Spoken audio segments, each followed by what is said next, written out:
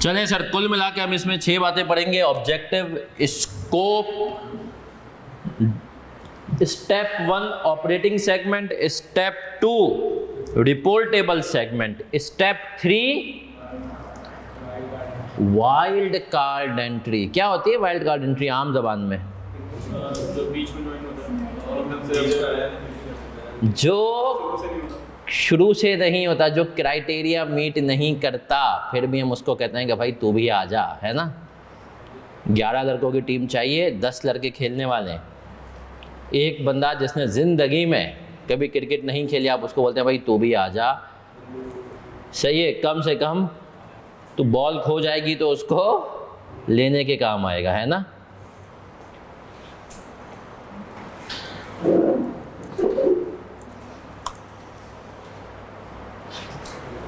तो सर ये बेसिकली हम पढ़ेंगे। इसके अंदर कितनी बातें? कुल मिला के ये 5 बातें, 6 बातें, और इस 6 बातों के अंदर हम पूरा टॉपिक खत्म कर देंगे। फिर रिपीट कर रहा हूँ, एग्जाम इसकी फ्रीक्वेंसी है, हर 3 में से 1 अटेम्प्ट में इसके ऊपर छोटा सवाल आ जाता है 8 नंबर तक का। इसका टेस्टिंग लेवल क्या है? 1। और प्रोफिशिएंसी लेवल हमने कहा सर ये है T1 P2। सही है, टेस्टिंग लेवल 1, प्रोफिशिएंसी लेवल 2। चलिए सर, ऑब्जेक्टिव कल मैंने आइडिया दिया था, है ना। किसी भी कंपनी की जो प्रॉफिट एंड लॉस स्टेटमेंट बनती है, स्टेटमेंट ऑफ कॉम्प्रिहेंसिव इनकम, उसमें सेल्स की एक फिगर आ रही होती है, सेल्स बस। लेकिन सर आप एक कंपनी के शेयर होल्डर हैं और दुनिया भर में, आपको पता है ना, सबसे ज़्यादा पूरी दुनिया में जो बड़ी कंपनियां हैं, मल्टीनेशनल, यूनिलीवर, और बताओ मल्टीनेशनल में कौन सी आती है दुनिया में जो लीड करती हैं? जो दुनिया, नेस्ले, मतलब जो कंज्यूमर गुड्स में सबसे, जो कंज्यूमर गुड्स वाली सबसे ज़्यादा ग्रुप होती है, P&G। 4 मल्टीनेशनल ऐसी हैं जो दुनिया भर में हैं और सबसे ज़्यादा इसमें कंज्यूमर गुड्स में टॉप पे।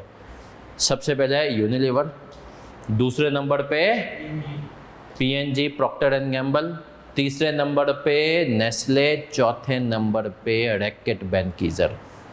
सही है, जो तुम हार्पिक सुना है, किसका है? रैकेट बेनकीजर। सेफ गार्ड किसका है? रैकेट बेनकीजर। जी बेटा। और ये वाला हाँ सही, मैंने सही प्रिंट किया। सही है। तो बेसिकली ये 4 हैं क्या? अब सर इनके ना मल्टीपल प्रोडक्ट लाइन है। वैसे तो अगर मैं बताऊँ ना, इस वक्त दुनिया में एक ऐसी मल्टीनेशनल आ चुकी है, बिजनेस के हिसाब से डाइवर्सिफाई उसने जितना कहना वो है बहुत आम, लेकिन आप सोच भी नहीं पाएंगे। एक ऐसी मल्टीनेशनल है जिसके कहते हैं, ये सब तो एक ही ब्रांड यूज़ है, फास्ट मूविंग कंज्यूमर गुड्स आवाम यूज़ करती है। एक मल्टीनेशनल ऐसी है जो कंस्ट्रक्शन में भी है, जो इलेक्ट्रॉनिक्स में भी है, जो सर्विस इंडस्ट्री के अंदर भी है, कंसल्टिंग में भी है। कौन है ऐसी? सैमसंग। आपको पता है जो दुबई में बुर्ज खलीफा, ये किसने बनाया है? सैमसंग ने। बुर्ज खलीफा किसने बनाया है? सैमसंग ने। तब इनका बिजनेस, इनका सैमसंग कभी फिर कभी इंशाल्लाह देखेंगे, बिजनेस मॉडल ही है, एक धंधा बनाओ, उसका जो प्रॉफिट है ना उससे दूसरा धंधा बनाओ, उसके प्रॉफिट से तीसरा, वो ऐसे ही चलते रहते हैं, मतलब वो रुकते नहीं है। तो सर अब आते हैं सर, एक यूनिलीवर है। पहले मैं आपको ना पूरी यूनिलीवर समझाऊंगा ताकि आप लोगों को ऑब्जेक्टिव समझ में आए। सर यूनिलीवर, अच्छा मेरी IFRS सीट की एग्जाम्पल में यूनिलीवर बहुत आएगा, क्योंकि मैंने इस कंपनी में काम करके जितना इसको समझा हुआ है उतना शायद मैंने फर्ग्यूसन को भी नहीं समझा। सही है सर। यूनिलीवर जो है ना अपने बिजनेस को 4 सेगमेंट्स में तोड़ता है। किसमें? 4। एक HC बोले तो होम केयर। होम केयर में यूनिलीवर के कौन कौन से ब्रांड हैं? Domex, Surf Excel, sunlight. बेटा ये सारे जो कि घर में इंसान के कपड़ों पे, वॉशरूम में इधर उधर यूज़ हों, ये वो ब्रांड है। सही है। एक है जो इनका सबसे बड़ा मेजर है, वो है पीसी। पीसी बोले तो पर्सनल केयर। अब पर्सनल केयर में इनके कौन कौन से ब्रांड आते हैं आप बताओ, तुम्हारा फेवरेट? सनसिल्क,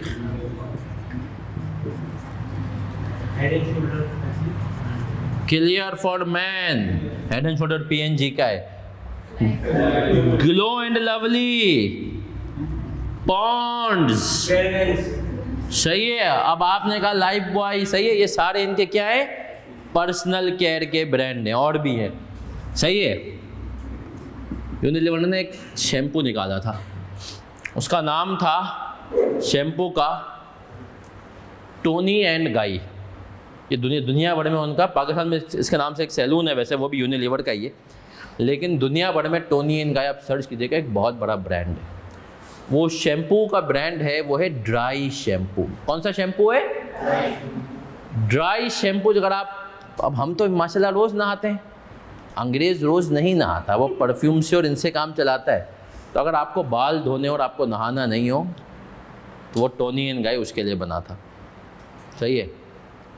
हम थे, जब हम यूनिलीवर में ही थे ना, आया था यूनिलीवर, पहले प्रोडक्ट उतारता खुद नहीं है, वो पहले जो ना मतलब बनाता नहीं है, बाहर से मंगवा लेता है, देखता है चलेगा नहीं चलेगा ना। मैंने उसी वक्त कहा, मैंने कहा ये नहीं चलेगा।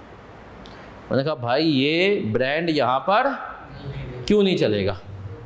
तो मैंने कहा यार यहाँ पर लोग नहाते हैं, लोगों को मतलब उसमें झाग नहीं होते। मैंने कहा इनको झाग के बगैर शैम्पू में मज़ा ही नहीं आएगा। सही है। तो वाकई में ऐसा हुआ, नहीं चला। फिर यूनिलीवर ने रमज़ान में एम्प्लॉइज़ में बांट दिया, बोले यार तुम लोग जाओ, फ्री में तो यूज़ कर लोगे। इसी तरीके से एक और कंपनी, देखिए सब इससे लिंक्ड समझाऊंगा मैं अभी। एक और कंपनी है, डाबर का नाम सुना है आपने? डाबर हाजमोला, हाजमोला सुना है? डाबर आमला, डाबर हाजमोला, ये डाबर एक कंपनी है। उन्होंने एक शैम्पू लॉन्च किया, मैं वहाँ पे ऑडिट पे था, ट्रांसपेरेंट शैम्पू। उन्होंने कहा बाकी शैम्पू में कलर होता है हार्मफुल, ट्रांसपेरेंट लेके आते हैं, कलर नहीं डालेंगे। अच्छा, उसके CFO से मैंने कहा ये चल ही नहीं सकता। बोला चलेगा। मैंने कहा आप शर्ट लगा लें। फिर खैर ऑडिट खत्म हुआ, 1 साल बाद जब लॉन्च किया फिर मैं गया, मैंने कहा हाँ भाई चला? बोलता है नहीं। पता है मैंने क्यों कहा था नहीं चल सकता? मैंने कहा ये आवाम है ना हमारी फारिग है, ये नहाने जाती है, पूरे इंग्रेडिएंट पड़ती है शैम्पू की बोतल के पीछे। मैंने कहा इनको इतना टाइम है और तब तुम उनको शैम्पू बगैर कलर के, इनको फीलिंग नहीं आएगी शैम्पू वाली। तो मैंने कहा ये सब चीज़ें उन मुल्कों में चलती हैं जहाँ पर लोग वाकई में सोचें, इस आवाम को तफरी चाहिए। सही है, कलर के बगैर ये शैम्पू। तो सर ये तो यूनिलीवर के खैर ये ब्रांड है। फूड्स एंड बेवरेजेस इनका क्या है? वैसे आपको समझाने के लिए बता दूं, बेवरेजेस अब इन्होंने अलग कर दिए, यूनिलीवर से अलग कर दिया। सही है ना? लिप्टन के नाम से नई कंपनी बना दी है। सही है ना? लेकिन फूड्स एंड बेवरेज हम अज्यूम ये करेंगे ये 2 साल पहले एक ही हैं। फूड्स और बेवरेजेस के अंदर अब आते हैं, फूड्स में इनके कौन से ब्रांड है जल्दी बताएं। नहीं मैं आता हूँ, फूड्स, सिर्फ फूड्स की बात करें।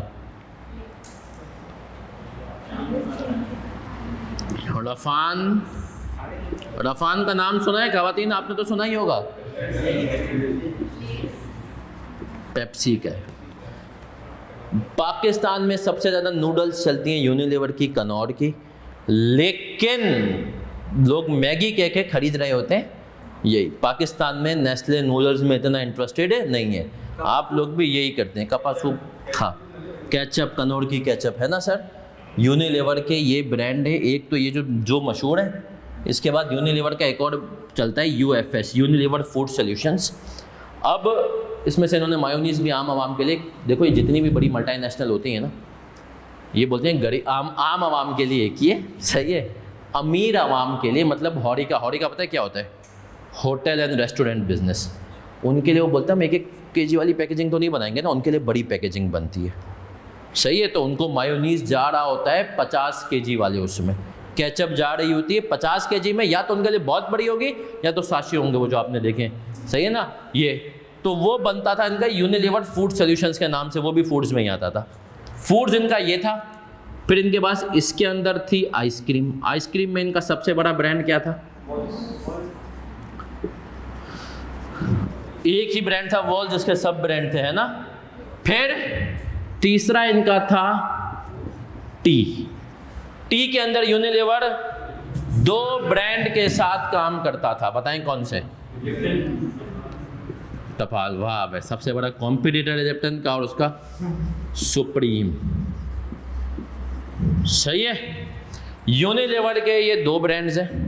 ये मैंने आपको पूरी यूनिलीवर बता दी कि भैया इन ब्रांड्स के अंदर वो काम करता है। फिर मजीद बॉल्स के ब्रांड है, कनौर के केचप वगैरह ये मजीद ब्रांड है, सुप्रीम, लिप्टन इनके अलग चल रहे होते हैं। अब सर यूनिलीवर जो है ना अपनी बुक्स में सेल्स रिकॉर्ड करता है एक P&L पे। अब आप एक शेयर होल्डर हैं, आपने कहा भाई मैं तो देखना चाहता हूँ सनलाइट कितना कमा रहा है, सर्फ एक्सेल कितना कमा रहा है, क्लियर कितना कमा रहा है, ग्लो एंड लवली कितना कमा रहा है। IFRS 8 से पहले यूनिलीवर पाबंद ही नहीं था कि इनका ब्रेकअप आपको बताए। यूनिलीवर कहता था भाई एक सेल्स है, यही सेल्स है, हु आर यू, तुम तो एक नॉर्मल शेयर होल्डर हो, तुम्हें क्यों बताऊंगी कौन कितना कमा रहा है। IFRS 8 का ऑब्जेक्टिव ही क्या था कि मैं यूनिलीवर को क्या करूंगा, पाबंद करूंगा, उसके जैसी कंपनियों को पाबंद करूंगा कि तुम्हें अपनी सेल्स का, कॉस्ट का ब्रेकअप इन सब के अंदर किसको बताना है, शेयर होल्डर्स को। यहां तक क्लियर है? चलें सर, ये तो ऑब्जेक्टिव आ गया। अब आएंगे स्कोप का मतलब क्या होता है, कितना हम स्टैंडर्ड किस किस पे अप्लाई होता है, तो याद रखिएगा ये अप्लाई होता है लिस्टेड कंपनीज पे, plus companies about to be list. सही है। लिस्टेड कंपनी कौन सी होती है भैया, जो स्टॉक एक्सचेंज में लिस्ट होती है। सही है। Public listed companies about to be list क्या होती है, लिस्टिंग की। देखो पाकिस्तान में ना लिस्टिंग का प्रोसेस कम से कम 6 महीने का है। ऐसा नहीं मैंने सोचा कल शेयर बेचने स्टॉक एक्सचेंज में बेच लो, नहीं सर, पहले मुझे ना पूरा प्लान बनाना पड़ेगा।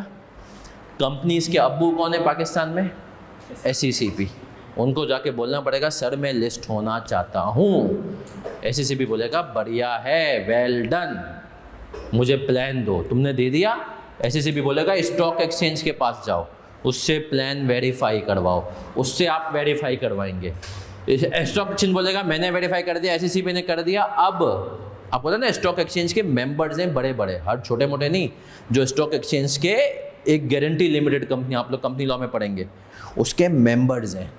मेंबर्स में अकील करीम डेडी का जो ब्रोकरेज हाउस है, AKD ब्रोकरेज हाउस, आरिफ हबीब, ये जो बड़े बड़े बिजनेसमैन है ना, इन सब ने स्टॉक के कार्ड्स लिए हुए हैं, ये मेंबर हैं। बोला इनके पास जाओ और इनको पिच करो कि तुम कंपनी लेकर आए हो, तुमसे शेयर खरीदें। फिर आम आदमी के पास जाओ, फिर आगे जाके तुम पढ़ोगे बुक बिल्डिंग होती है, पहले अमीर शेयर होल्डर को पकड़ो जो 10 लाख तक के शेयर्स ले। फिर IPO जो आपने सुना होगा कि इनिशियल पब्लिक ऑफरिंग, उसमें गरीब शेयर होल्डर मतलब जो 500 वाले शेयर 500 शेयर खरीदे उनको पकड़ो। अब इस पूरे प्रोसेस में कितने महीने लग जाते हैं, 6 मिनिमम। पाकिस्तान में ऑन एवरेज कंपनी को साल लगता है।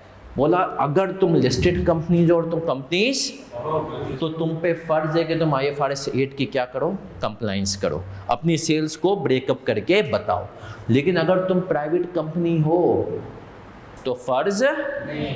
एक प्राइवेट कंपनी, अगर तुम पब्लिक कंपनी भी 2 होती है, एक लिस्टेड एक अनलिस्टेड, पब्लिक अनलिस्टेड कंपनी हो तो भी सिर्फ लिस्टेड, फर्ज किस पे, बाकी लोग जो हैं उनके ऊपर फ़र्ज़ है। आप सब, हम सब बालिग हैं, हम पे रोज़े फ़र्ज़ हैं। एक बच्चा बालिग नहीं है, वो पब्लिक अनलिस्टेड कंपनी प्राइवेट, उसके ऊपर रोज़े फ़र्ज़ है। वो रखेगा तो अच्छी बात है, लेकिन ज़रूरी नॉन कंप्लायंस लिस्टेड कंपनी के ऊपर फ़र्ज़ है कि तुम्हें IFRS 8 के हिसाब से ब्रेकअप बताना है। क्लियर है यहाँ तक? अब उसने कहा इनके भी जो है ना अकाउंट्स के ऊपर आते हैं। कौन से अकाउंट्स पे? Listed company, about to be list, इनके जो अकाउंट्स होंगे जिनके ऊपर तुम्हें ये अप्लाई करना है वो होंगे एनुअल, प्लस इंटरिम। चले जी, अब मुझे बताइए इंटरिम फाइनेंशियल स्टेटमेंट्स क्या होती हैं बच्चों? हाँ जी, इंटरिम।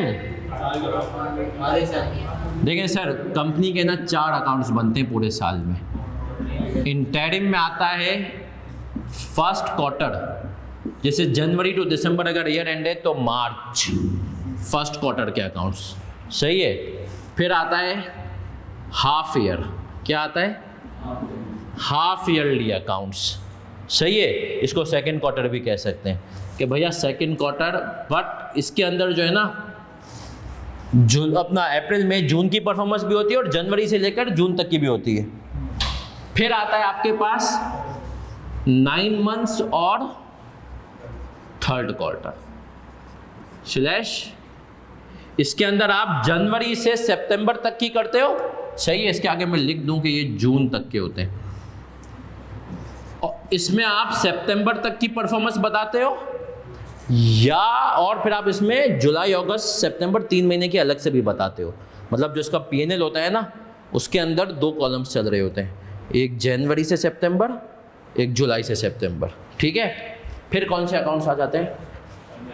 एनुअल। वो इसका इंटरिम नहीं कहलाते, वो कौन से होते हैं? वो आपके हो जाते हैं जो आपका दिसंबर ईयर एंड होता है, ऐसा ही है। अब मेरा एक सवाल है, एक कंपनी जो तुम्हारा टैक्स ईयर है जुलाई से जून तक, उसका फाइनेंशियल ईयर भी है, तो उसका फर्स्ट क्वार्टर कौन सा होगा? कब खत्म होगा? मार्च में खत्म होगा? सितंबर। उसका सेकेंड क्वार्टर कहाँ खत्म होगा? दिसंबर। जिस कंपनी का जुलाई से जून ईयर एंड है तो उसका फर्स्ट क्वार्टर कहाँ शुरू होगा? जुलाई अगस्त सितंबर। क्लियर है? तो सर बेसिकली ये जो है इन तमाम अकाउंट्स के ऊपर क्या होता है? अप्लाई। लिस्टेड कंपनी और अबाउट टू बी लिस्ट को अपने एनुअल में भी, इंटरिम में भी IFRS 8 को अप्लाई करना है। मतलब अपनी सेल्स कॉस्ट के डिस्क्लोजर्स को ब्रांड वाइज बताना है। क्लियर है यहाँ तक? अब अकाउंट्स एनुअल भी 2 तरह के होते हैं, बताओ कौन से? और इंटरिम भी। एक होते हैं कंसोलिडेटेड और एक होते हैं इंडिविजुअल। अब सर एक कंसोलिडेटेड क्या होते हैं? सर देखें, लॉ ने इजाज़त दिया है कि एक होंगे पप्पा पेरेंट, उनके होंगे बच्चे, सही है। सब्सिडरी सही है।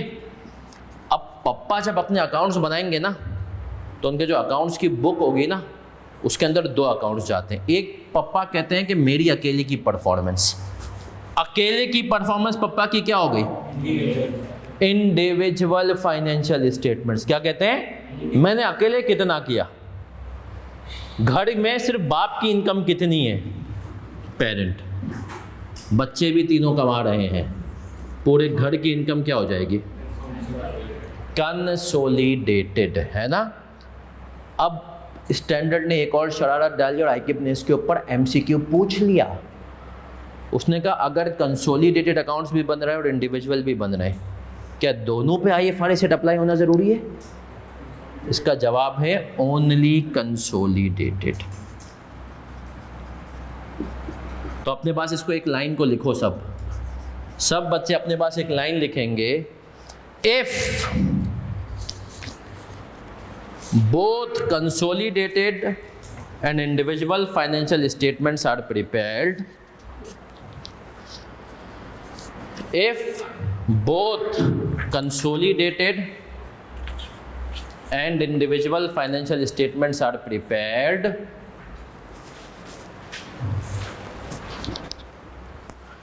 then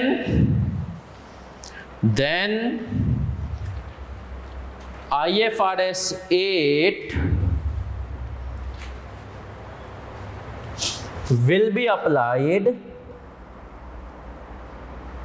to consolidated financial statements only. Then IFRS 8 will be applied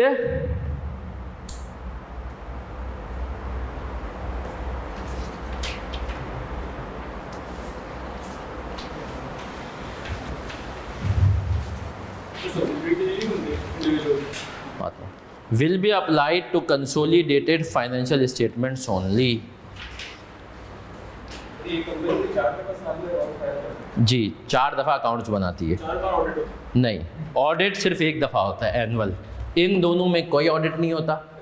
इसमें ऑडिटर आते हैं और पेल के चले जाते हैं, मतलब वो चीज़ों में गहराई में नहीं जाता, वो बस चेक करता है अच्छा सही है, बस पूछता नहीं है हाफ ईयर में। लेकिन लिस्टेड कंपनी में, प्राइवेट कंपनी खाली एक दफ़ा करती है, बोलती है बस।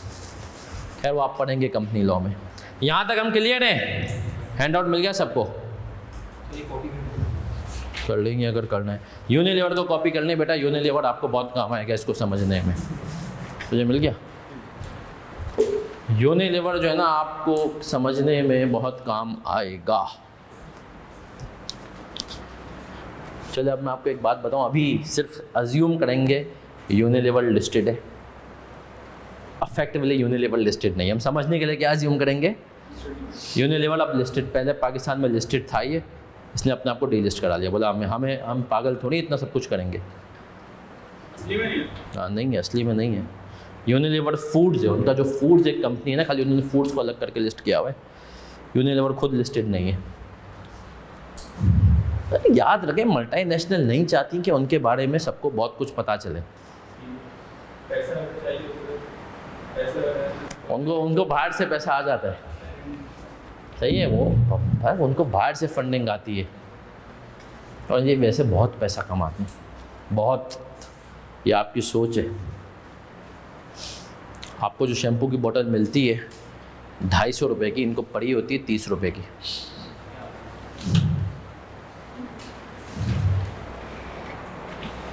है ना, मैन्युफैक्चरिंग में तो यार फ़ायदा है ना, समझें आप लोग।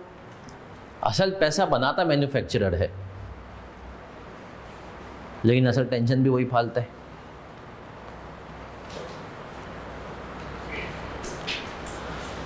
बढ़े आगे, क्योंकि अब इंटरेस्टिंग पार्ट स्टार्ट हो रहा है। चलिए जैसे अब समझते हैं, ये जो चीज़ें हैं ना सर, ये 3 स्टेप मैंने बताए,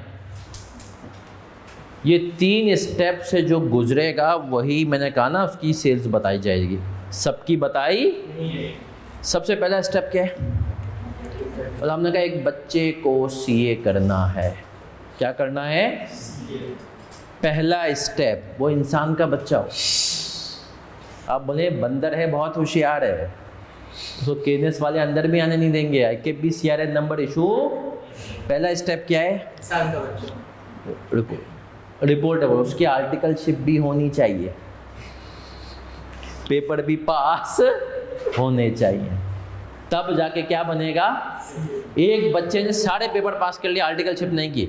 खैर वैसे IKP में तो अब तक जो स्कीम चल रही है पुरानी के हिसाब से, आर्टिकलशिप के बगैर वो IKP फाइनल का एक पेपर भी नहीं दे सकता।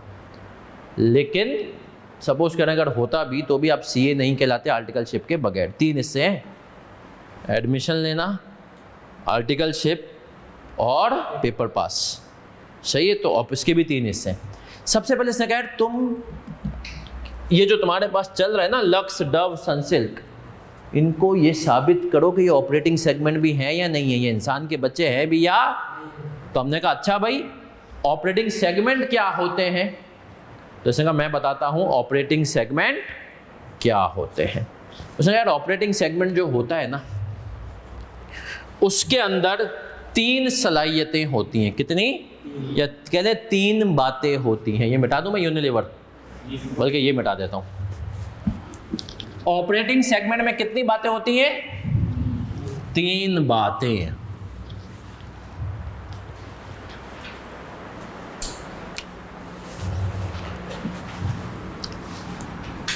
ऑपरेटिंग सेगमेंट भैया किसी को कह रहे हो, अब देखें यहां से ना बहुत इंटरेस्टिंग होने वाली है सिचुएशन। ऑपरेटिंग सेगमेंट किसी के कह रहे हो तो हमने क्या कहा? Ability to earn and spend. दूसरी, रिव्यूड बाय CODM, तीसरी discrete financial information, FIS financial information available. बोला ये तीनों एंड वाली कंडीशन है, और वाली बोला जिसमें ये तीनों बातें होंगी वो होगा आपका ऑपरेटिंग सेगमेंट, पहला स्टेप पार्ट रहेगा। सही है। पहली बात क्या है? एबिलिटी, क्या मतलब है इसका? कमा भी सको और खर्च भी कर सको, दोनों की सलाहियत। सर जिसके अंदर ये सलाहियत हो, कमाए भी और उड़ाए भी। सही है। देखिए उड़ाने की सलाहियत तो सब में होती है, कि कमाने की सलाहियत सब में है? नहीं होती ना सर। अब एक सवाल पूछता हूँ, गौर से सुनना और जवाब देना। ACCA में आया, हमारे हैंडआउट में भी है, अभी बुक जब आपके पास आ जाएगी, सबके पास तो आपको होगा। ऑनलाइन वालों तुम भी बेटा गौर से सुनना और जवाब देना। सर एक स्टार्टअप है, उसने अभी कमाना शुरू नहीं किया है, अभी वो सिर्फ उड़ाए जा रहा है। पहले पॉइंट को देख करके बताओ, क्या वो ऑपरेटिंग सेगमेंट है या नहीं है? उसने अभी कमाना शुरू, लेकिन वो उड़ाए जा रहा है अभी, क्या वो ऑपरेटिंग सेगमेंट है? कितने लोग कह रहे हैं नहीं है, हाथ उठाएं। कितने लोग कह रहे हैं है? तो जो लोग कह रहे हैं वो सही है। वर्ड एबिलिटी, सलाहियत तो होनी चाहिए। अभी नहीं कमा रहा भाई, बाद में तो कमा लेगा। एबिलिटी के वर्ड को अंडरलाइन करना है, आपके पास ये हैंडआउट में भी लिखा हुआ होगा। अगर आप देखेंगे तो IFRS 8 के अंदर जो इसका अगर आप देखेंगे सर, पहला पॉइंट है, देखें सलाहियत होना बहुत ज़रूरी चीज़ है। मेरा बच्चा कमा तो बंदा लेगा। ये ACCA तुम लोग जिसको आसान समझते हो वो ये पूछ चुके हैं ऑपरेटिंग सेगमेंट में, that engages in business activities from which it may earn revenues and incur, मतलब जिसमें उसके पास सलाहियत हो। may earn, मस्ट नहीं लिखा, सलाहियत होनी चाहिए कि मैं कमाऊं भी और मैं उड़ाऊं भी। अब मुझे बताओ यूनिलीवर में लक्स के पास से सलाहियत है, कमाता भी है और उड़ाता भी है। होता है ना लक्स स्टाइल अवार्ड। हम यूनिलीवर में थे, एक दफ़ा मैंने लक्स के BM को कह दिया BMS ब्रांड मैनेजर। मैंने कहा सर एक बात बताएं, ये क्या लक्स स्टाइल अवार्ड लगा के आप लोग हल्ला मचाते हैं? तफरी चल रही होती है ज़िंदगी में, है ना। तो हम लोग जाते थे वाकई में, और यूनिलीवर का गेस्ट हाउस था लक्स स्टाइल अवार्ड की, जो डांस वांस होते हैं ना, उसकी प्रैक्टिस के लिए सारे आपके आर्टिस्ट वहीं पे आए हुए होते थे। सही है। तो भाई हमने कहा यार ये इनके ऊपर पैसे तुम उड़ा रहे हो। उसने बताया, बोला एक बात सुने, बोला लक्स जो है ना साल में जो ना लक्स, पता है कितने बिकते हैं पाकिस्तान में? 48 करोड़। उस टाइम पे कितने? 48 करोड़ लक्स साबुन बिकते थे। बोला अगर एक साबुन से 1 रुपया भी मैं निकालूँ ना और इस पर खर्च करूँ लक्स स्टाइल अवार्ड पे, तो बोला यार 8 आने भी निकालूँ तो मेरा खर्चा पूरा हो जाएगा। बोलता है यार ब्रांड नेम है, ब्रांड इमेज है। उस टाइम पे हमें समझ में नहीं आती थी, अब समझ में आता है कि यार जो ब्रांड नेम और ब्रांड इमेज होता है ना, ये कितना ज़रूरी होता है यार। अब तो खैर हम बाइकआउट कर रहे हैं माशाल्लाह, लेकिन आप मुझे बताएं हालात नॉर्मल हो तो क्या आपको लगता है पेप्सी को कोई मार्केटिंग की ऐसे ज़रूरत है? नहीं। क्यों करता है? ब्रांड है। सही है। बोलता है लोगों की नज़रों में रहें कि हम हैं। बच्चा बड़ा हो तो वो किसी से पूछे नहीं पेप्सी क्या है, उसको पता हो कि पेप्सी क्या है। तो हमने कहा सर ये यूनिलीवर के सारे वो हैं। सही है। अब मैं आपको इसमें और इंटरेस्टिंग बनाता हूँ। कंपनी जो होती है ना, आपको पता है उसके डिपार्टमेंट्स होते हैं अलग अलग। कौन कौन से?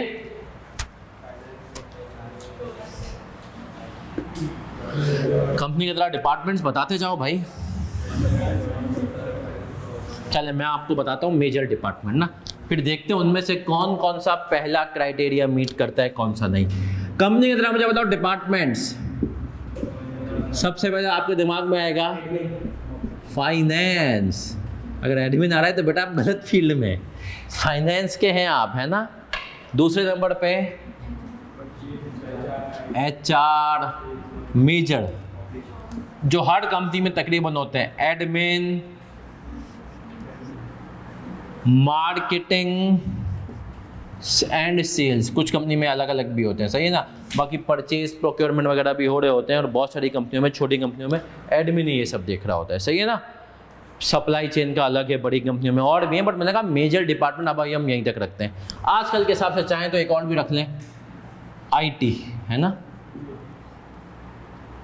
अब मुझे बताइए सारे डिपार्टमेंट्स को अगर मैं पहली सलाहियत के हिसाब से देखूं, ability to earn and spend, ये कमा करके भी दे और उड़ाता तो है ही। तो मुझे बताएं कि फाइनेंस के अंदर ये सलाहियत है अभी तक की जो नॉलेज है, कमाने की और उड़ाने की, कैसे? अपनी नॉलेज बजट बनाता है। कमाना मतलब बाकायदा कमाए। चलें फाइनेंस को थोड़ी देर पार्क करते हैं, इसके फिर डिपार्टमेंट खोलेंगे उस पर।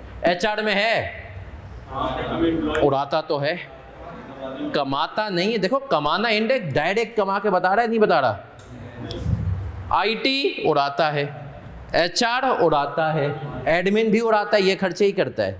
मार्केटिंग और सेल्स ये कमाता भी है, उड़ाता भी है। इसको कहते हैं किसी भी कंपनी में ना सबसे पावरफुल डिपार्टमेंट सही मानों में ये होता है। बोलता है यार मैं धंधा लेकर के आ रहा हूँ तो तुम चारों का घर चल रहा है। धंधा कौन लेके आ रहा है? मार्केटिंग ना।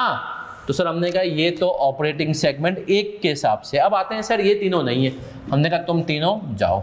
अब फाइनेंस को अगर हम खोले ना सर मजीद, तो फाइनेंस के अलग अलग होती हैं। एक को हम कहते हैं A&R, अकाउंटिंग एंड रिपोर्टिंग। एक होता है हम कहते हैं taxation and compliance. Accounting and reporting, taxation and compliance. फिर एक होता है ट्रेजरी, सही है। अकाउंटिंग एंड रिपोर्टिंग क्या ये कमा करके देता है? नहीं, ये सिर्फ उड़ाता है। इनकी सैलरी आ जा रही है, इनके लिए लैपटॉप आ रहे हैं, ये भी नहीं है। टैक्स एंड कंप्लायंस ये कमा करके देता है? नहीं सर। ट्रेजरी, ट्रेजरी का काम क्या होता है पहले तो ये बताओ भाई। ये तो क्लियर है, अकाउंटिंग करेगा, रिपोर्टिंग, फाइनेंशियल स्टेटमेंट बनाएगा, ये टैक्स के मामला SSC भी देखेगा। सर ट्रेजरी का काम ये होता है पैसे कम हैं तो तू पैसे ला करके दे, अच्छे रेटों पे, अल्लाह माफ़ करे सूद के ला करके दे, कुछ भी करके तू ला करके दे। और अगर पैसे ज़्यादा हैं अच्छे रेटों पे इन्वेस्ट करके दे, अच्छे रेटों पे इन्वेस्ट करके दे। ट्रेजरी डिपार्टमेंट का काम ही होता है। समझो एक कंपनी के अंदर एक छोटा बैंक है। मेरे पास लोग आते हैं ना सर ज़िंदगी भर बैंक में काम कर लिया, अब हम चाहते हैं कि यार हम सूद से निकलें तो हम क्या करें। मैं कहता हूँ देखो यार डायरेक्ट तुम्हें ना सूद से निकल के कोई कंपनी में जॉब नहीं देगा।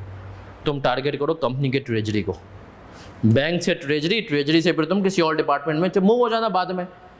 तो सर ये जो डिपार्टमेंट होता है ना, इसके खर्चे भी होते हैं लेकिन ज़रूरत पड़ने पे ये कमा। मैंने ऐसी कंपनियों का ऑडिट किया है बाखुदा, सही है, जिनकी नॉर्मल प्रॉफिट से ज़्यादा उनकी इन्वेस्टमेंट इनकम थी।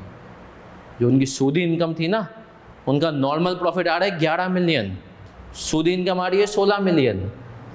असल धंधा तो तुम्हारा ये है, तुम किस पे कमा रहे हो? तुम तो ये 16 मिलियन तो तुम अल्लाह माफ़ करे सूद से कमा रहे हो, सही है। और तुम प्रिंसिपल तुम्हारा बिजनेस क्या था? एजेंसी कंपनी थी, मतलब वो मशीनें बाहर किसी घोड़े की बिकवा दी थी पाकिस्तान में। तो सर ट्रेजरी डिपार्टमेंट क्या है? Operating segment. क्लियर है? दूसरा पॉइंट क्या है? Reviewed by CEO। कौन होता है ये CODM? CID पता है, चीफ ऑपरेटिंग डिसीजन मेकर। आए सर दूसरा पॉइंट पढ़ते हैं ना इसका। ये क्या कह रहा है? Whose operating results are regularly reviewed by the entity's CODM to make decisions about resources to be allocated to the and assess its performance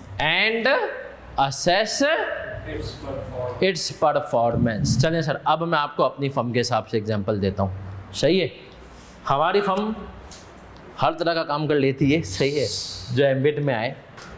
लेकिन मैं आपको बताऊँ, हमारी फर्म बेसिकली सर क्या करती है, ऑडिट करती है एक्सटर्नल, ऑडिट करती है इंटरनल,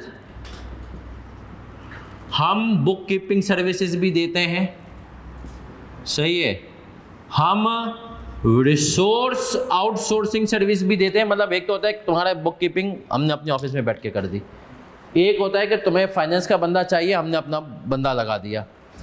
फिर हमने कहा कि सर हम ERP और सॉफ्टवेयर इम्प्लीमेंटेशन, जैसे क्विक बुक जीरो थे उसको इम्प्लीमेंट करते हैं, ERP है ओडो भी हम इम्प्लीमेंट करते हैं, सही है। इसी तरीके से हम टैक्स भी करते हैं, और हमने कहा सर हम SECP के मामलात भी देखते हैं, सही है। अब मैं आपको बताऊँ ना, इन सब की अलग अलग बुक्स क्या होती हैं, मतलब मैनेज होती हैं, सही है ना, क्या किसमें है। लेकिन जब हम पार्टनर्स डिस्कस करते हैं ना, तो इस मजलूम को अक्सर देखते हैं, हमारा सबसे छोटा आप जिसको समझते हैं ना वो है।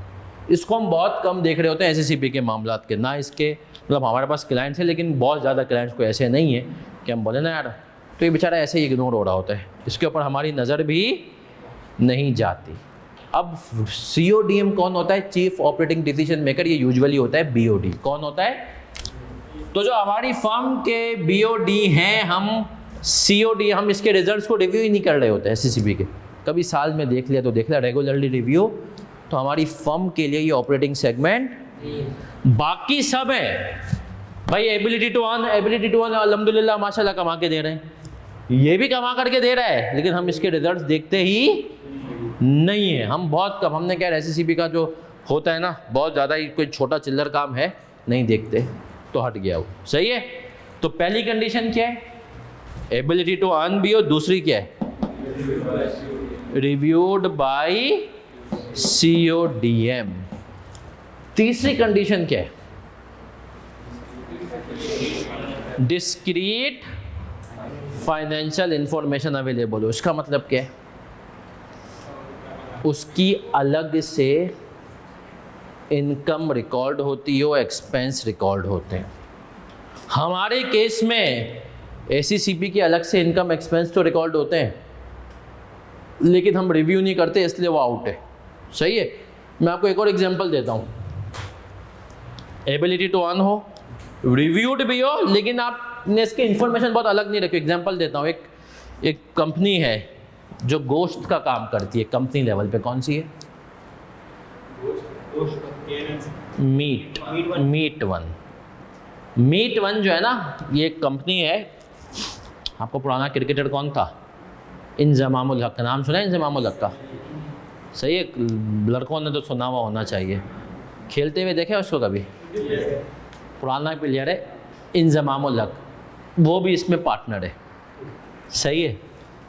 अब आप मुझे बताएं, जब एक कंपनी जानवर ज़िबा करती है, तो क्या उस जानवर में सिर्फ और सिर्फ गोश्त निकलता है, चर्बी, खाल वाल, ये सारी चीज़ें होती हैं, सही है। हमने कहा कि सर अब जो ये मीट वन है ना, ये गोश्त तो बेचती है, उसके साथ साथ चर्बी, खाल, जो कुछ बेच सकते हैं सब बेच देते हैं, सही है। और इनकी मैनेजमेंट पूछती भी है कि यार मतलब चर्बी का रेशो क्या है, चर्बी कितनी, क्योंकि यार ये बड़ा इनके लिए मैटर करता है।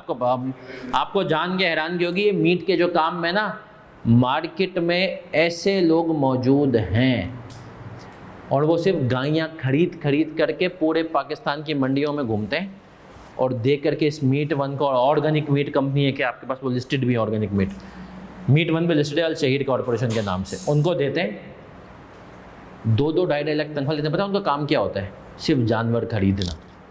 लेकिन उनके पास तजुर्बा इतना होता है ना, वो जानवर को खरीद करके बता देते हैं कि इसमें 145 से 150 के दरमियान गोश्त है, और निकलता भी उतना ही है। सही है, बोलते हैं 145 से 150 के दरमियान, ये वो लोग हैं। तो वो मीट, अब उन्होंने ऐसे लोगों को रखा हुआ क्यों है? क्योंकि सही तो इंडस्ट्री चलती इस पे ना। अब जानवर दे दिया, वो चर्बी वाला आ गया, है ना, जैसे अक्सर होता है वो मेमनों में बड़ी बड़ी गायें लेकर आओ और उसमें गोश्त से ज़्यादा चर्बी, उनको ये थोड़ी चाहिए। वो तो बोलते हैं भैया गोश्त ज़्यादा होना चाहिए। तो सर वो जो बाकी चीज़ें होती हैं ना, उनकी वो अलग से फाइनेंशियल स्टेटमेंट्स नहीं बनाते पूरी कि इसमें कितना कमा रहे हैं, क्या है।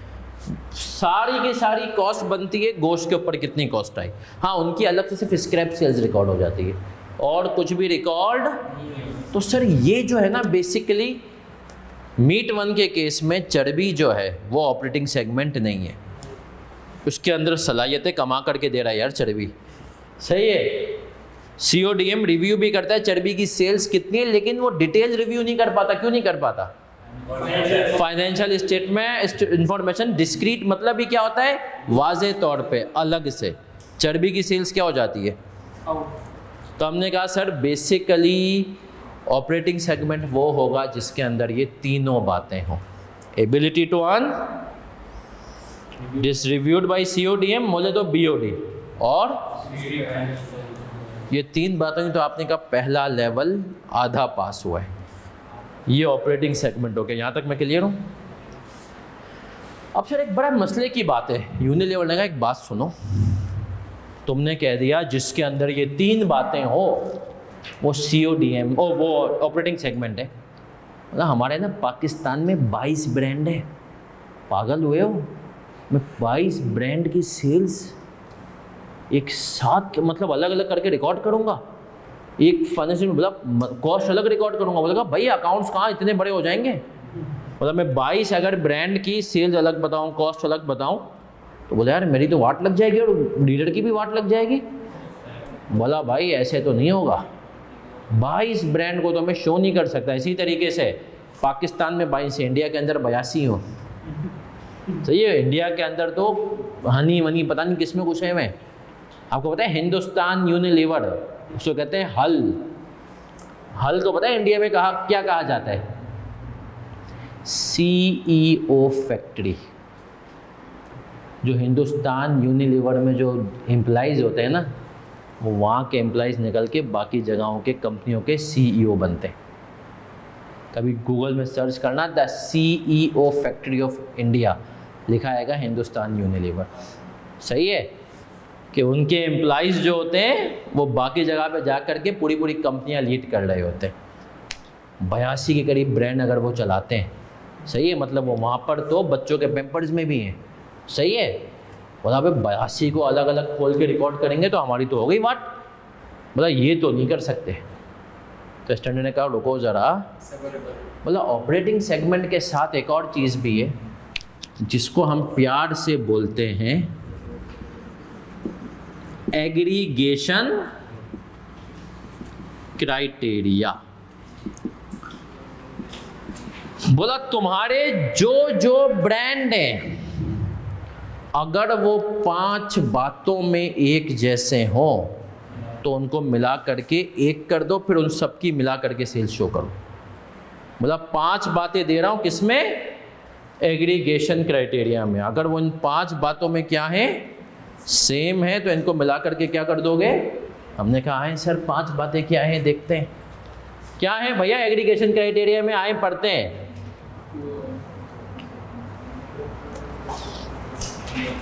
क्वांटिटेटिव थ्रेशोल्ड आए हो, उसके नीचे आ रहा है एग्रीगेशन क्राइटेरिया, आया ना सर?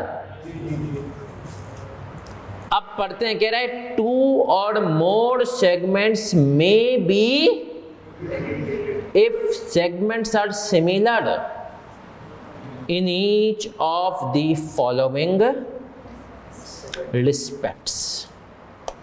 बोला इन सब में एक जैसे। पहला क्या है? Nature, nature of the products and services. Nature of the product, nature का मतलब क्या होता है? एक तो नेचर होता है कुदरती, वो आपने कहा वो नहीं। नेचर हम बोले कि दो बंदों की नेचर एक जैसी है, मिलते जुलते। मैं कहना कि यार ये दो लड़कियां शरीफ हैं, मतलब इनमें से एक ज़्यादा शरीफ होगी एक कम होगी, सही है, लेकिन ओवरऑल दोनों शरीफ हैं, सही है। तो नेचर मतलब बिल्कुल जुड़वा नहीं, सेम टू सेम नहीं, मैं नेचर के हिसाब से मतलब ब्रॉड टर्म्स में एक ही हूँ। अब हम एग्जाम्पल लेंगे। डव, सनसिल्क, डव और अभी अब हम देखते ना कि वो पांचों में सेम है कि नहीं है। अब आते हैं सर डव और सनसिल्क। पहला पॉइंट क्या है? नेचर ऑफ प्रोडक्ट एंड, क्या डव और सनसिल्क की नेचर एक जैसी है? कितने लोग कह रहे हैं कि सर नहीं डव साबुन की बात कर रहे हैं, शैम्पू नहीं भाई, इसका साबुन भी आता है शैम्पू भी आता है, हम डव सोप कर लेते हैं बेटा। डव का वैसे शैम्पू भी आता है, अरे डव सोप है। और ये ओके डव छोड़ो यार, तुम लोग कंफ्यूज हो गए। लक्स, लक्स और सनसिल्क है ना सर। अब लक्स और सनसिल्क की नेचर एक ही है या अलग अलग है? कितने लोग कह रहे हैं एक ही है? हाथ उठाएं। एक ही। कितने लोग कह रहे हैं अलग अलग है? ऑनलाइन वालों तुम लोग भी बताओ, कितने लोग कह रहे हो नेचर एक ही है? हाथ उठाएं। रेज हैंड का ऑप्शन आ रहा होगा या तो उसमें देखें। कितने लोग कह रहे हैं सर नेचर एक ही है?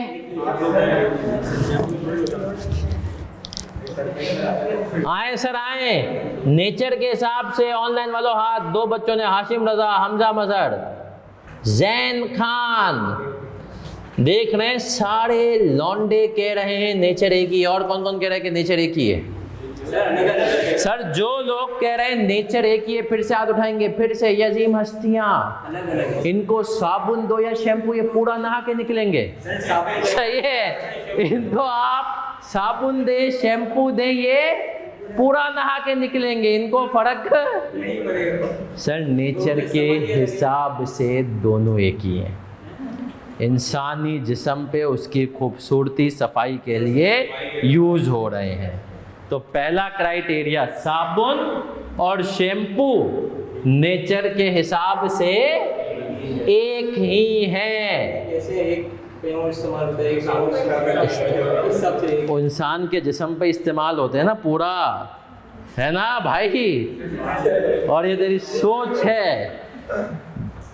शैम्पू ईजाद होने से पहले लोग साबुन से ही नहाते थे, फिर बाद में किसी का ख्याल आया कि इसको थोड़ा पिघला दो, सही है, तो फिर शैम्पू बन के आ जाए। आते nature of the production.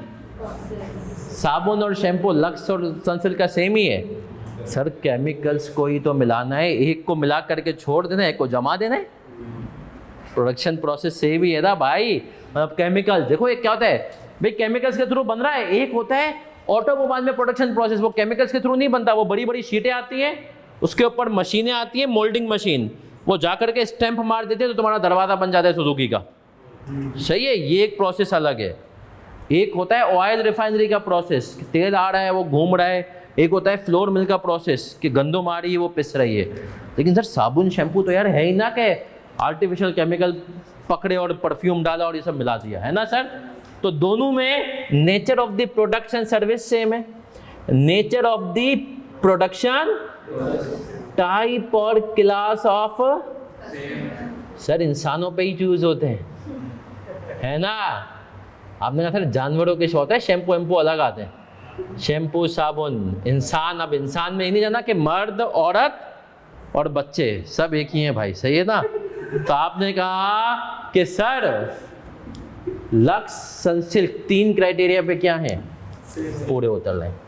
Production process भी सेम है, प्रोडक्ट एंड सर्विस की नेचर भी सेम है, टाइप और methods used to distribute their product और provide their service, method used to distribute भी क्या है, सेम है। मतलब यूनिलीवर के दो ही मॉडल हैं, एक अपने डिस्ट्रीब्यूटर को भेजेगा जो गली मोहल्लों में पहुंचाएगा, दूसरा इम्तियाज और ये बड़े बड़े सुपरमार्केट में भेजेगा। चाहिए ना। 4, 5वां nature of the regulatory. Pakistan में जो जो कॉस्मेटिक के कवानीन हैं वो इनके ऊपर अप्लाई हो जाते हैं। तो यूनिलीवर के लिए सर पर्सनल केयर जो है ना वो पूरा एक सेगमेंट बना देता है, वो है ना। वो बोलते हैं भाई इन 5 के हिसाब से क्या है, सेम है। तो वो अब वो पर्सनल केयर की अलग सेल्स दिखाएगा, कॉस्ट ऑफ गुड्स सोल्ड दिखाएगा, मजीद ब्रेकअप में नहीं जाएगा लक्स डव सनसिल्क वगैरह में। ये बता देगा पर्सनल केयर में टोटल इतने की सेल्स हुई है। यहाँ तक क्लियर है? और समझते हैं केनेस पे आते हैं, CA ACCA है ना। कन्वर्ज को अभी नहीं लेके आते, सही है, आ जाए। CA ACCA नहीं रुक जा, अभी इसमें ट्विस्ट है कहानी में। नेचर ऑफ प्रोडक्ट और सर्विसेज, दोनों में अकाउंटिंग रिलेटेड कोर्सेज पढ़ाए जाते हैं, सही है। हमने कह दिया प्रोडक्शन प्रोसेस भी सेम है, टीचर्स आके पढ़ा के जा रहे हैं। टाइप और क्लास ऑफ कस्टमर्स, इंसानों को ही पढ़ा रहे हैं। मेथड यूज टू डिस्ट्रीब्यूट, दोनों के LMS अवेलेबल हैं, रिकॉर्डिंग है, जूम वूम है। 5वां क्या है, रेगुलेटरी एनवायरमेंट। कितने लोग कह रहे हैं केनेस के लिए CA और ACCA दोनों को अलग अलग शो करना है, इनको क्लब नहीं कर सकता, अलग अलग शो करना है। कितने लोग कह रहे हैं सर क्लब कर सकता है? चाहे नहीं बेटा, वो आपसे पूछ रहा है, चाहे तो चले सर। आप लोग एक वर्ड भूल गए, नेचर। उसने ये नहीं कहा कि रेगुलेटरी इन्वायरमेंट सेम हो, दोनों की नेचर सेम होनी चाहिए। CA और ACCA दोनों नेचर के हिसाब से एक ही किस्म के रूल लेकर के आते हैं कि आपके पास इतने एडमिशन्स होने चाहिए, आपको जो है इतने इतने बच्चों के जो ये मॉक लेने चाहिए, सही है ना। कम से कम एक मॉक तो आपको लेकर के आना चाहिए। तो नेचर के हिसाब से CA ACCA के जो कवानीन हैं वो सेम हैं, सही है सर।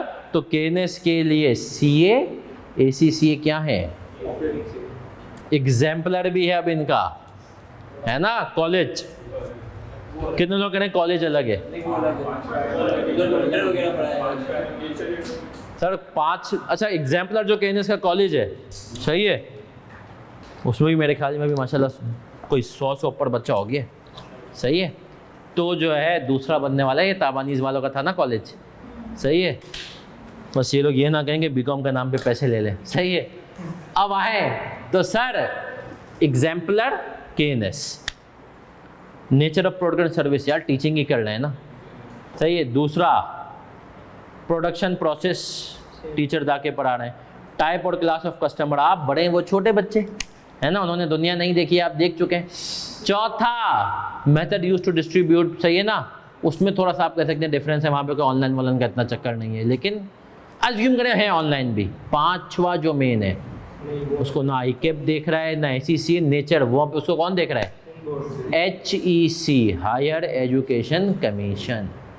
तो वो क्या हो जाएगा, ICAP को फ़र्क नहीं पड़ता तुम क्लासें ऑनलाइन ले रहे हो फिजिकल ले रहे हो, कैंपस में क्या क्या है। जब कभी कभी HEC वाले आ रहे होते हैं ना, केनेस वाले, आप गौर करना केनेस का वर्ड ही हटा देते हैं, ये बिल्डिंग हो जाती है पूरी किसकी, एग्जाम्पलर, सही है। क्यों सर, उनकी रिक्वायरमेंट है, ये लैब हो, ये वो हो, वो, सही है ना। तो बिल्डिंग क्या हो जाती है, फिजिकल क्लासें हो। वो देखिए मुन्ना भाई MBBS में वो डॉक्टर हॉस्पिटल बनाते हैं, वो वाला सीन हो जाता है। तो सर यहाँ तक क्लियर है सर। तो इसने कहा अब यूनिलीवर पता है क्या करता है, यूनिलीवर चार कैटेगरीज, 4 भी नहीं बल्कि 3 कैटेगरीज में जो है ना अपने आप को तोड़ देता है। आइए फॉर HC होम केयर एक हो गया, PC पर्सनल केयर और फूड्स एंड बेवरेजेस, इनमें बोलता है भैया है ये भी सारे, सही है। उसको तुम सॉलिड फॉर्म में खा रहे हो, उसको सेमी सॉलिड, और इसको लिक्विड फॉर्म में, बोला है तो भाई तुम्हारे खाने पीने के ही काम आ रहे हैं ना। तो यूनिलीवर क्या कर देता है सर, 3 जो है अपने सेगमेंट डिस्क्लोज कर रहा होता है, 3 से ज़्यादा यूनिलीवर करता ही नहीं है। ठीक है, सामने फ्रंट पेज पे दिखाते हैं नोट्स में? नहीं, नोट्स में। यहाँ तक हम क्लियर है? ऑनलाइन वालों तो लिख दो CC।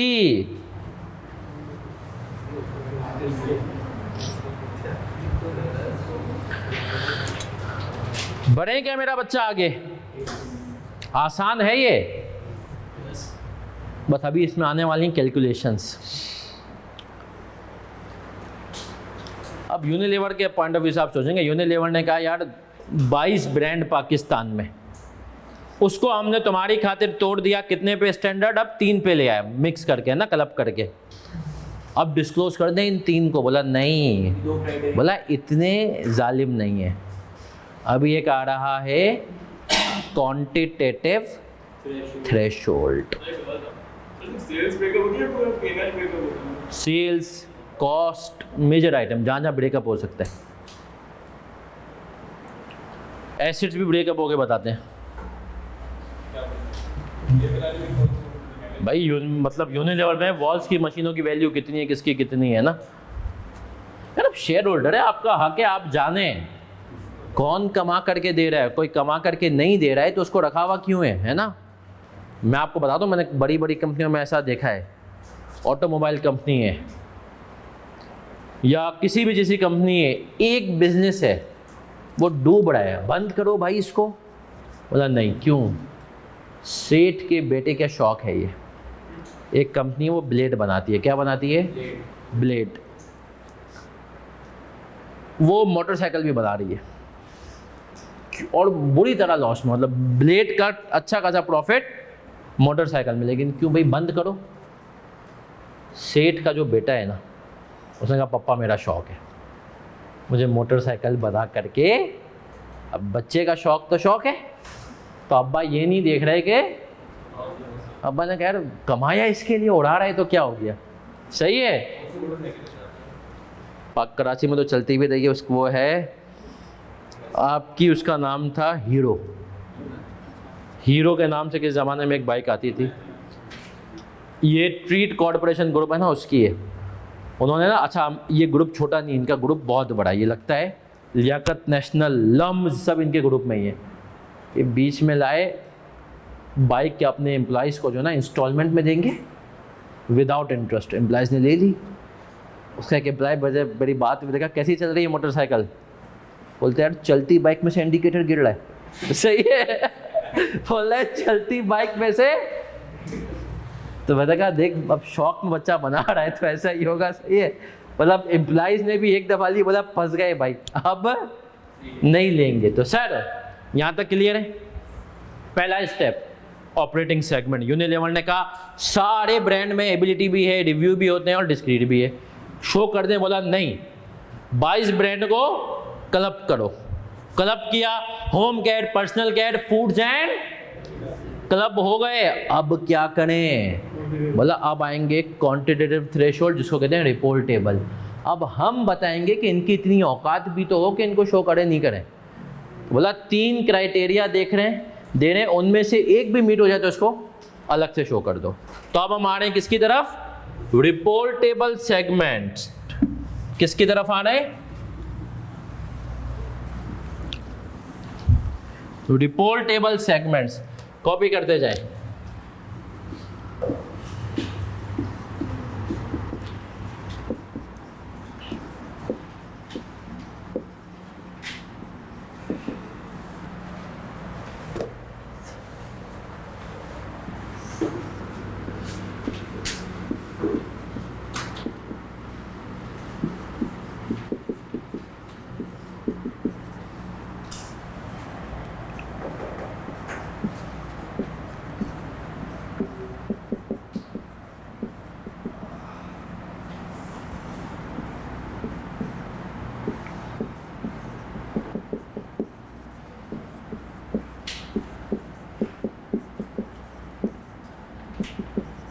इसके आगे लिखते जाएंगे, और क्या लिखते जाएंगे? एसिड क्राइटेरिया, सेल्स क्राइटेरिया और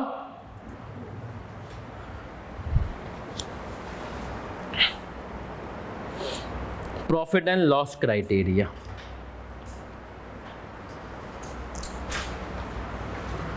अभी हम सिर्फ आज के दिन में अभी देख पाएंगे एसेट क्राइटेरिया रिपोर्ट टेबल में। हमने कहा its assets are greater than equal to 10% of combined assets of all segments.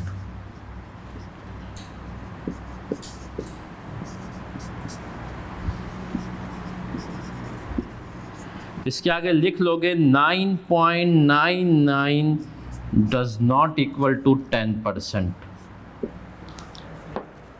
9.99% does not equal to 10%, ये नीचे लिख लोगे अलग से। इसके केस में 10% मतलब 10%। 10 से ज़्यादा हो, 10 से थोड़ा सा भी कम हुआ ना, यहाँ पे राउंडिंग ऑफ नहीं करना है, ठीक है। पहला क्राइटेरिया क्या कह रहा है? यूनिलीवर 41 को कितने में तोड़ा? 3 में। 41 को कितने में लेकर के आ गए? बोला बढ़िया है, बेस्ट है। बोला अब जो ये 3 है ना, इन 3 में देख लो, इन 3 में देख लो कि यार ये भी इनमें से कोई एक क्राइटेरिया मीट कर जाए, कोई एक क्राइटेरिया मीट कर जाए। हमने पहला क्राइटेरिया कौन सा का है? Asset criteria. कौन सा का है? Asset criteria. बोला जो उसके एसेट्स हो ना सेगमेंट के, वो तमाम सेगमेंट जो है उनके एसेट का 10% या उससे, अगर उससे कम हुए तो भला भैया फिर तुम ऑपरेटिंग सेगमेंट नहीं हो। 10% से अगर हुए कम तो आप ऑपरेटिंग सेगमेंट और रिपोर्टेबल, ऑपरेटिंग सेगमेंट तो है, रिपोर्टेबल सेगमेंट नहीं है। क्या हम यहां तक क्लियर हैं मेरा बच्चा? तो अब आए सर एक सवाल देखते हैं, उसमें समझ में आएगा कि 10% का मतलब क्या है। सर आप लोगों के पास जो फिजिकल वाले बच्चे हैं उसमें कॉन्सेप्ट बिल्डर क्वेश्चन नंबर 1 आ रहा है? हाँ जी। अब आए सर इसको जरा पढ़ते हैं और मैं तुम लोगों को भी दिखा रहा हूं, है मेरे ऑनलाइन वाले बच्चों। The following information relates to Hasan Khanani company with 5 divisions of operations. Which of the business divisions are reportable segment? कौन कौन से डिवीजन है?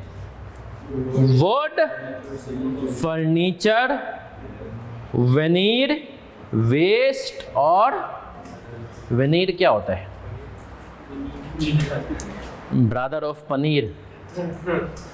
ये जो टेबल है ना, इस टेबल के ऊपर इसको हम शायद फॉर्मिका कहते हैं, क्या कहते हैं, जो एक शीट लगी हुई है, ये वनीर है।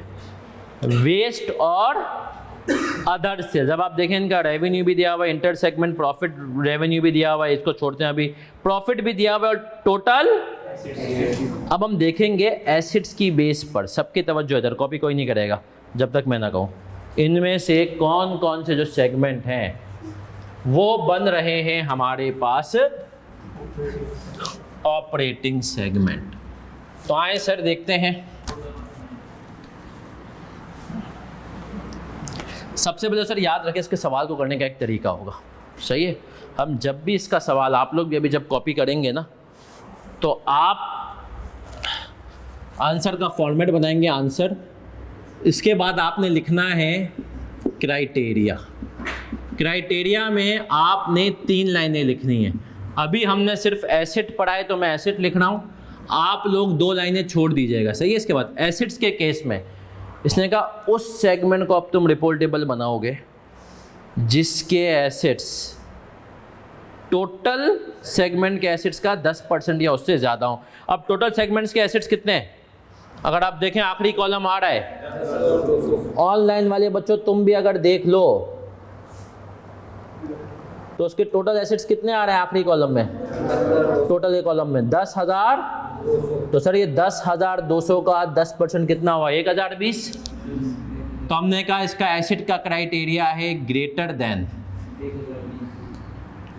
और इक्वल टू 1,020। 10,200 का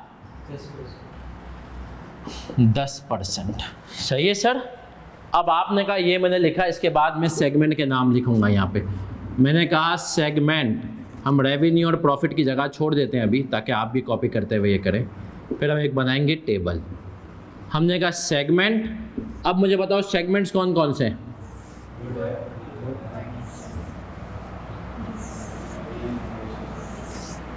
मुझे बताएं भैया कौन सा है?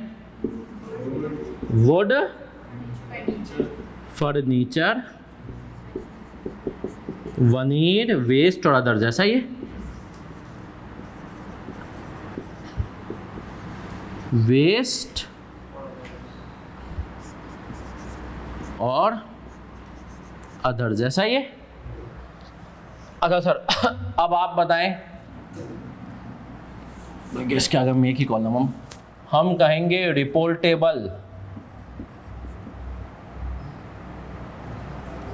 On the basis of. अब आपके सामने सवाल मौजूद है।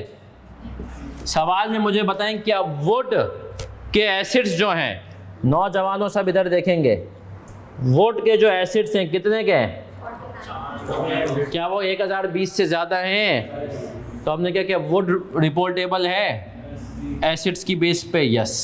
फर्नीचर के एसिड देखो, क्या 1020 से ज़्यादा हैं? ये भी किसकी बेस पे है? रिपोर्टेबल एसिड्स की बेस पे, यस सर। वनीर एसिड की बेस पे रिपोर्टेबल है। वेस्ट है, वेस्ट के एसिड कितने चाहिए? कितने? कम से कम। और अदर्स के कितने? तो हमने कहा सर इसका मतलब ये है मेरा प्यारा प्यारा बच्चा कि हमारे पास पहली अटेम्प्ट में, एसिड के अटेम्प्ट में कितने बच्चों ने पास किया? बाकी 3 अगली अटेम्प्ट पे जाएंगे सेल्स की बेस पे। अल्लाह ना करे उसमें भी फेल, तो अगली अटेम्प्ट ये दोनों बच्चे पास हो गए। हमने कहा ये दोनों तो डिस्क्लोज होंगे ही होंगे, बाकी जो हैं उनको आप देखते हैं क्या वो अगली 2 में भी पास हो पाएंगे, या अगर वो 1 में भी पास नहीं हो पाए तो हम बोलेंगे रिपोर्टेबल नहीं है। वुड और फर्नीचर तो रिपोर्टेबल हैं, इनकी तो अलग से सेल्स कॉस्ट वॉस्ट जाएगी। सही है सर। तो मैंने क्या कहा सर, सबसे पहले ऑपरेटिंग सेगमेंट देखा, उनको एग्रीगेट करो, एग्रीगेट भी कर लिया, डिस्क्लोज अभी नहीं करना। Quantitative threshold, reportable segment, acid criteria, sales, ये दोनों नहीं पड़े। एसिड में क्या है, उसके एसिड सारे सेगमेंट के एसिड्स का 10% या बोले यार जिसको तुम डिस्क्लोज कर ले वो 10% तो होना चाहिए ना यार।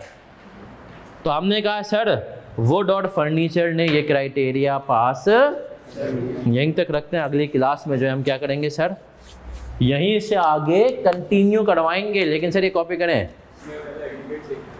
सबसे पहले देखें sir step, operating segment, aggregation, दोनों साथ ही होते हैं। उसके बाद इसमें को जाए, ये एग्रीगेट होने के बाद आया है। तो सर आज की क्लास को अगर मैं क्विकली समराइज करता जाऊं, ऑब्जेक्टिव क्या है, अलग अलग सेल्स बता देना। Scope, listed companies about to be consolidated और इंडिविजुअल फाइनल, इंटरिम और एनुअल दोनों पे। कंसोलिडेटेड और एनुअल दोनों, स्टैंड अलोन या इंडिविजुअल दोनों अकाउंट्स बन रहे हैं तो सिर्फ किस में शो होगा? कंसोलिडेटेड में। सबसे पहले ऑपरेटिंग सेगमेंट आइडेंटिफाई करो। ऑपरेटिंग सेगमेंट के कितने क्राइटेरिया, और तीनों एंड वाले, तीनों मीट होना जरूरी है। पहला सलाहियत होनी चाहिए, ability to earn and spend. दूसरा रिव्यूड बाय बीओडी, उसको देखता हो। तीसरा डिस्क्रीट फाइनेंशियल इंफॉर्मेशन अवेलेबल हो। ये तीनों बातें पूरी हुई, बेटा पानी भी लिया, तीनों बातें पूरी हुई तो हमने कहा ऑपरेटिंग सेगमेंट है। बोला अब ऑपरेटिंग सेगमेंट तो बहुत हो जाएंगे, क्या करो एग्रीगेट कर लो। एग्रीगेट करने के लिए देखो कि अगर 5 तरीके से एक जैसे हैं तो मिला दो। यूनिलीवर ने 22 को 3 में डाल दिया। पहला nature of product service same हो, दूसरा प्रोडक्शन प्रोसेस, तीसरा टाइप और क्लास ऑफ कस्टमर, चौथा डिस्ट्रीब्यूशन मेथड सेम हो, पांचवा रेगुलेटरी इन्वायरमेंट सेम हो। ये 5 चीज़ों में अगर वो सेम है तो आपने कहा इनको मिला करके 1 कर दोगे। यूनिलीवर ने 22 को 3 को बोला, अब डिस्क्लोज करें, बोला अभी भी नहीं। रिपोर्टेबल्स ये 3 में से कोई एक इम्तिहान पास करना भी ज़रूरी है। पहला, हमने कह दिया कि भैया जो उसके एसेट्स हैं वो पूरे सेगमेंट्स, टोटल सेगमेंट्स के एसेट का 10% या उससे, अगर उससे ज़्यादा नहीं हुए तो आप अगले क्राइटेरिया पे जाओगे। रेवेन्यू उसमें भी फेल, तीसरे पे प्रॉफिट एंड लॉस उस पर भी फेल, तो फिर डिस्क्लोज नहीं होगे। बस सर इसमें ना कॉन्सेप्चुअली यहाँ पर हम ख़त्म करेंगे अगली क्लास में। इसमें एक वाइल्ड कार्ड एंट्री अलग से आएगी। और फिर हमने कहा वाइल्ड कार्ड एंट्री क्या होती है? वो अचानक से बीच में क्राइटेरिया ना, बिग बॉस अचानक से उसको डाल दिया है ना, शान मसूद क्रिकेट टीम में। सही है, आपने कहा वाइल्ड कार्ड एंट्री, टीम में जगह नहीं बनती थी, कैप्टन बना दिया। तो सर यहीं तक चले जी, आज स्टोरी टाइम में बात करते हैं हम। शुरू में मैंने आपको कल बताया था बीकॉम, सब बच्चों ने बीकॉम ज़रूरी करना है, क्योंकि सर उसके बगैर पाकिस्तान से बाहर जाना आपके क्वालिफाई होने तक नामुमकिन हो जाएगा डिग्री के बगैर। सही है। पर दूसरी बात, आज मैं बात करूंगा इंडस्ट्री वर्सेस फर्म्स। मुझ पे बहुत ज़्यादा आउटसाइड प्रेशर है, वो अलग बातें मैं लेता नहीं हूँ कि आप इंडस्ट्री आर्टिकल्स को प्रमोट करें। मैं कहता हूँ कि यार मेरे हिसाब से ज़रूरत ज़रूर है, लेकिन प्रेफरेबल नहीं है। ज़रूरत क्यों है? क्योंकि सर बच्चा बहुत हो गया है माशाल्लाह। कराची में इतना मसला नहीं है, आउटसाइड कराची बहुत बड़ा मसला है। प्रेफर क्यों नहीं करता, मतलब मैं कर रहा, क्योंकि सर देखें फर्म जो है ना, मेरा मानना है सब फर्म में लर्निंग बहुत होती है। मैं एक सुस्त इंसान था, नालायक था फर्म में, इसके बावजूद मैंने 3.5 साल में 17 क्लाइंट्स कर लिए। मेरी फर्म के भी कुछ बच्चे जिन्होंने माशाल्लाह 25 क्लाइंट्स कर लिए। सही है, छोटे बड़े ऊपर नीचे है ना, कुछ अकाउंटिंग के, कुछ बुक कीपिंग के, कुछ असाइनमेंट के, कुछ ऑडिट्स है ना। 17 मैंने कर लिए थे। हालांकि बता दूँ मैं 17 भी इसलिए कि मैंने 2 क्लाइंट्स 2 दफ़ा रिपीट किए। गुल अहमद एनर्जी, और जब एक खातून जिसने मारा था उसका शॉर्ट, जिस कंपनी में सीईओ था उसका मैंने 2 दफ़ा ऑडिट किया। सही है। और DHL का मैंने 2 दफ़ा ऑडिट किया है। और अगर इन 2 में कोई और करता तो 19 हो चुके थे, बट मैंने फिर भी 17 छोटे मोटे मिला के कर लिए। तो 3.5 साल का बहुत बड़ा टाइम है। फर्म आपको फारिग रहने नहीं देती है। अगर अच्छी फर्म हो तो एक के बाद एक, कुछ नहीं तो बेटा तो कहीं ना कहीं जा करके मुंशी बन जाएगा। सही है, मतलब 2 महीने के लिए अकाउंटिंग करेगा, लेकिन ये अच्छी बात है। तो सर लर्निंग बहुत है, इंडस्ट्री में इतनी लर्निंग नहीं है, वो आपको एक ही कंपनी में। दूसरा कि सर फर्म में बाहर जाने के चांसेस रोशन है, क्योंकि बाहर आपको बाहर की फर्म उठा लेती है। उसके अलावा कल को आप मेरी तरह, सर मुनीर की तरह अपना काम करना चाहें तो आप माशाल्लाह फर्म खोल सकते हैं। इंडस्ट्री वाला बंदा फर्म नहीं खोल सकता, कोई और काम कर सकता है। तो ये बहुत बड़े बेनिफिट है। नुकसानात क्या हैं फर्म के? सोशल लाइफ ख़राब होती है। आजकल आपने देखा होगा EY इंडिया का एक केस चल रहा है। एक EY इंडिया की जो क्वालिफाइड CA खातून का इंतकाल हो गया 26 साल की उम्र में, और उसके जनाजे में एक बंदा भी शरीक। वर्क प्रेशर, और मैं आपको बताऊं फर्म्स में, अक्सर फर्म्स में बहुत गंदा वर्क प्रेशर होता है। इसमें देखो जब डेडलाइन होती है ना तो वहाँ के लोग पागल हो चुके हुए होते हैं। सही है, वर्क प्रेशर बहुत है। उसके अलावा उसका वर्क पर्सनैलिटी ग्रूमिंग इतनी नहीं होती, साफ सी बात है। देखो ना, तुम एक तो या तो सही से काम कर सकते हो, या तो वो पर्सनैलिटी ग्रूमिंग इतनी नहीं होती। इंडस्ट्री में आता हूँ तो सर इंडस्ट्री में वर्क प्रेशर कम होता है, पर्सनैलिटी ग्रूमिंग ज़्यादा होती है, पैसे भी अच्छे मिल जाते हैं। पैसे भी मतलब जहाँ फर्म की स्टाइपेंड अभी 22,000 चल रही है तो इंडस्ट्री 35,000 दे रही है। लेकिन मैं कहता हूँ पैसे में सिर्फ एक इल्यूजन है, फर्म का बच्चा भी उतने कमा लेता है। एक बंदा अगर इंडस्ट्री में यूनिलीवर में 40,000 में आर्टिकलशिप कर रहा है ना, तो उसको यूनिलीवर जाके बैठने के पैसे नहीं मिलेंगे, कन्वेंस नहीं मिलेगा। फर्म में आपको 22,000 स्टाइपेंड मिलती है और कन्वेंस अलग मिलता है क्लाइंट पे जाने का। तो एक बच्चा 8-10 हज़ार रुपये कन्वेंस के भी कमा लेता है। तो ऑन एवरेज एक कैफ का बच्चा 30-32 हज़ार रुपये कन्वेंस प्लस स्टाइपेंड करके उसको मिल रहे होते हैं। सही है, तो अल्टीमेटली फ़र्क 6-8 हज़ार रुपये का रह जाता है इंडस्ट्री और इसमें। तो सर इंडस्ट्री में पर्सनैलिटी ग्रूमिंग अच्छी हो जाती है अगर अच्छी जगह हो। तुम चले गए सुई गैस, पर जो पर्सनैलिटी है ना वो भी जाएगी। सही है, मेरा एक दोस्त है, उसने ACCA के आर्टिकल्स किए सुई गैस में। बोलता है मैं ना 1 महीना गया, कोई काम नहीं ना। फिर तो क्या करता था, तो बताता हूँ क्या करता था। सुबह 9 बजे जाके चाय पीता था, 10 बजे एक फ़िल्म लगाता था, वो चलती थी 12 साढ़े 12। एक फ़िल्म ख़त्म हुई, नमाज और लंच, भाई फ़िल्म देखिए गुनाह किया है, तौबा करूँगा। नमाज और लंच ब्रेक, 2 बजे दूसरी फ़िल्म। बोलते 2 से साढ़े 4 दूसरी फ़िल्म लगाता था, फिर असर की नमाज और छुट्टी, 4:30 बजे छुट्टी सुई गई इसमें। बोलते यार 1 महीने ये काम हुआ। उसके बाद मैंने अपने बॉस को बोला, मैंने कहा यार आपको पता है काम तो है नहीं। बोला हाँ, तो बोला आप मुझसे मुझे एक इजाज़त चाहिए। बोला फिल्में भी ख़त्म हो गई। सही है, बोलता है 1 महीने में मैंने 40 फिल्में देख ली यार। बोला बॉस ने बोला तू एक काम क्या चाहता है। बोला यार मैं सुबह आऊँगा, अटेंडेंस लगाऊँगा, बाहर जाऊँगा, 4:30 बजे आके फिर से अटेंडेंस लगा दूँगा, इन और आउट कर दूँगा। बॉस ने कहा ठीक है। उस बंदे ने इतने टाइम में, बिजनेसमैन आदमी था, मतलब बिजनेस माइंडेड था, अपना कपड़ों का एक ब्रांड बना लिया, टी-शर्ट। कहने को उसने सुई गैस में 6 महीने आर्टिकलशिप किए, 1 महीना फिल्म देखी, इंटर्नशिप, 5 महीने उसने धंधा किया अपना, और 6 महीने का सर्टिफिकेट लिया है। सही है, यहाँ पर धंधा बनाया है, फिर उसने कहीं और छोटा मोटा काम किया, और अब वो दुबई में जॉब ही कर रहा है, लेकिन यहाँ पर उसने ब्रांड बना के बेचा है, बेच के चला दिया। सही है ना। तो सर इंडस्ट्री में सुई गैस, हाँ यूनिलीवर में बहुत अच्छी लर्निंग होगी। SCCP में मैं इन दोनों जगह कहता हूँ, यूनिलीवर SCCP, इन दोनों में लर्निंग अच्छी होगी तो यहाँ पर बच्चा कैरियर देख सकता है अपना। बाकी फर्म है, इंडस्ट्री है।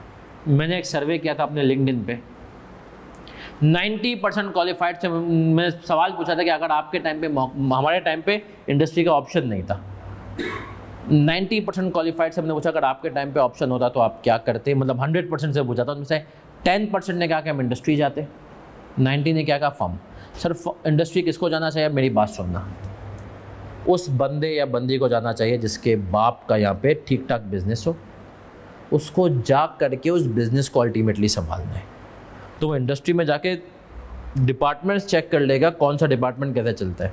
एडमिन, HR 3.5 साल में आप कंपनी में पहचान लेते हो। फर्म में आप फाइनेंस के अलावा की चीज़ें, एडमिन, HR वगैरह को नहीं पढ़ पाओगे इतना। एक तो उसको जाना चाहिए जिसके बाप का यहाँ पे चलता हो, उसको पता हो अल्टीमेटली मुझे यहीं पे जाना है, मतलब पप्पा का बिजनेस कब संभालना है।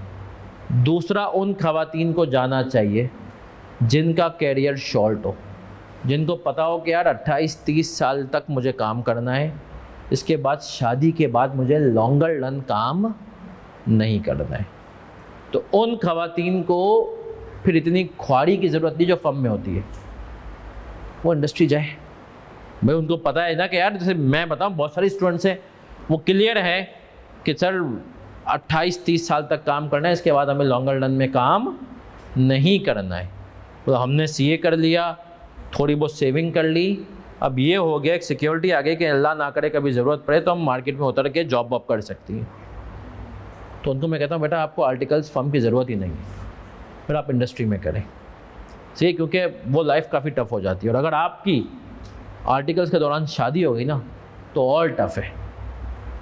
तो इसलिए मैं उनको कहता हूँ बाकी सब बच्चों को कोशिश करनी चाहिए फर्म ही जाए। तो आज की क्लास यहीं तक, अगली क्लास मंडे की होगी। मंडे का टाइम इंशाल्लाह आपको कम्युनिकेट हो जाएगा वाया ग्रुप्स। सही है, तो हम मिलेंगे इंशाल्लाह मंडे को।